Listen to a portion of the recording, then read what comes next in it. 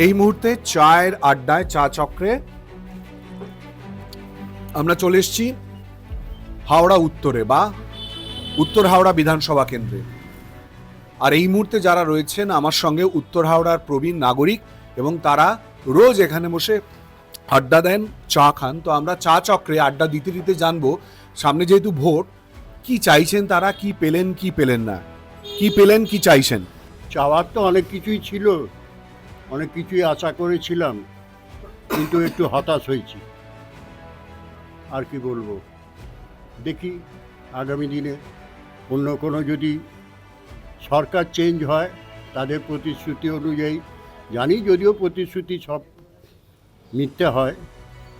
আমরা তো আসলে এক ধরনের বাংলা বলতে গেলে আমরা মুরগি, পালকগুলো ছাড়ি ছাড়ি রেখে দিচ্ছে, তারপরে আবার যখন যন্ত্রণা হচ্ছে তখন আবার শস্য দানা দিয়ে আমাদেরকে কাছে ডেকে দিচ্ছে। উত্তর হাওড়ার প্রধান সমস্যা কি, কি চাইছেন? এত হতাশই বা কেন, মুখ এত গম্ভীরই বা কেন? উত্তর হাওড়ার সমস্যা বলতে যে এরিয়ায় আমি থাকি সেখানে মেন সমস্যা হচ্ছে জল জমা। জলটা বেরোয় না, দুদিন থেকে 3 দিন মডারেট রেনফল হলেও 2 থেকে 3 দিন সেটা রিলিজ হতে দেরি হয়। একটাই কারণ, এখানে খাটাল আছে। খাটাল মেন সমস্যা। খাটালটার তোমরা চালাও, দুধ বিক্রি করছো, মানুষের লোকাল লোকজন কিনছে, খাও, সব ঠিক আছে, কিন্তু গরুর গোবরগুলো তোমার তো কোনো অধিকার নেই। মোষের গরুর গোবর মেন ড্রেনে ফেলা। তো মেন ড্রেনে ফেলার জন্যে আমাদের এরিয়ায় জলমগ্ন হয়, জলটা যেতে পারে না। অ্যাকচুয়ালি মেন ড্রেনটা ভালনারেবল হয়ে গেছে, তার অসহায়, সে জল পাস আউট করতে পারছে না। একটা মারাত্মক সমস্যার কথা বলছেন, কিন্তু আমরা যতদূর শুনেছি বিধায়ক তো আপনাদের পাশে থাকেন, সারাক্ষণ দৌড়ঝাঁপ করেন, জল জমা সমস্যার জন্য মেটানোর জন্য চেষ্টা করেন। বিধায়ককে আমরা অনেকবার বলেছি, কিন্তু উনি হ্যাঁ দেখবো। যেরকম খাটালটা উনি বললেন, খাটালটা একটা বড় সমস্যা। আমাদের যাতায়াতের পথ একদম খুব দুর্গম হয়ে গেছে। আমাদের পাড়ার বিভিন্ন ওয়ার্ডে বিভিন্ন জায়গায় এত ময়লা জমছে, বারবার বলা সত্ত্বেও কোনো পরিষ্কারের ব্যাপার নেই। কাকে বলে? আমরা লোকাল কাউন্সিলর, এক্স কাউন্সিলরকে বলি বা করি, কোনো কথা শুনেই না। হ্যাঁ করবো। আপনারাও তো দায়িত্ব নিতে পারেন। আমরা কি দায়িত্ব? আমরা নাগরিক, আমরা বৃদ্ধ হয়ে গেছি, আমার 70 বছর বয়স। তো আমি কি করব? আমি কি পরিষ্কার করতে নামবো এখন? বলা সত্ত্বেও হ্যাঁ করে দিচ্ছি, করবো, কিছুতেই কথা শোনে না।